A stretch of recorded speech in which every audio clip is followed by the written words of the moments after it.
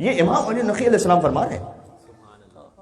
کسی شاعر کی شاعری نہیں ہے، کسی خطیب کا بیان نہیں ہے، کسی فلسفی کا تخیل نہیں ہے.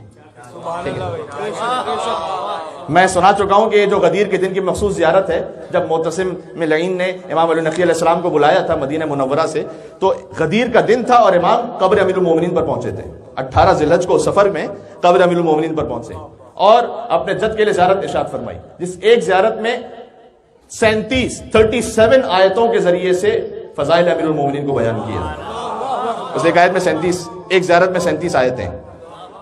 اس زیارت میں ارشاد فرمایا کہ اشہد یا امیر المومنین، کہ اے امیر المومنین میں گواہی دیتا ہوں کہ ان الشاک فیک ما آمن بالرسول، جو آپ میں شک کرنے والا ہے نا، یہ نہیں کہا کہ نہ ماننے والا، کہ جو شک کرنے والا ہے نا، ما آمن بالرسول، وہ تو رسول اللہ پر ایمان ہی نہیں لے کر آیا.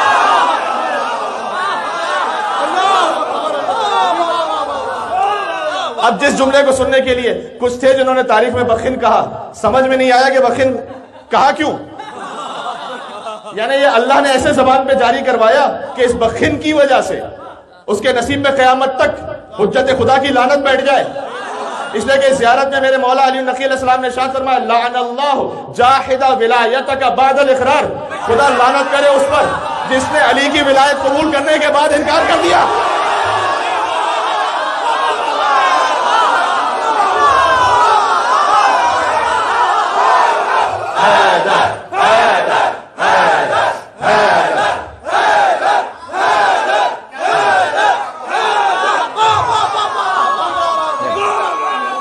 بخن کا بدلہ سمجھ آ گیا.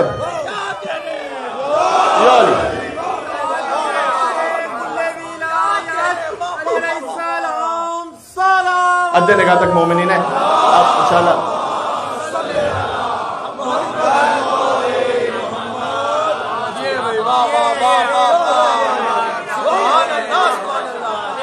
اچھا یہ میرا جملہ نہیں ہے، یہ میرے مولا امام علی نقی علیہ السلام کا جملہ ہے.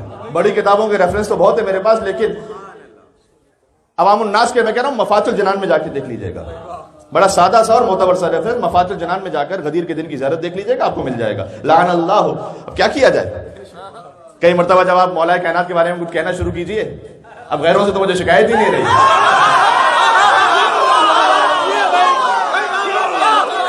کاش اگر آپ میرے ساتھ ہیں میں جملہ کہہ، کوئی کافر کوئی مشرک جب کہہ رہا ہو، کوئی کافر کوئی مشرک کہہ رہا ہو جب مجھے، کوئی کافر کوئی مشرک کہہ رہا ہو جب مجھے، کیا بتاؤں لطف کیسا اس طرح کے جینے میں ہے.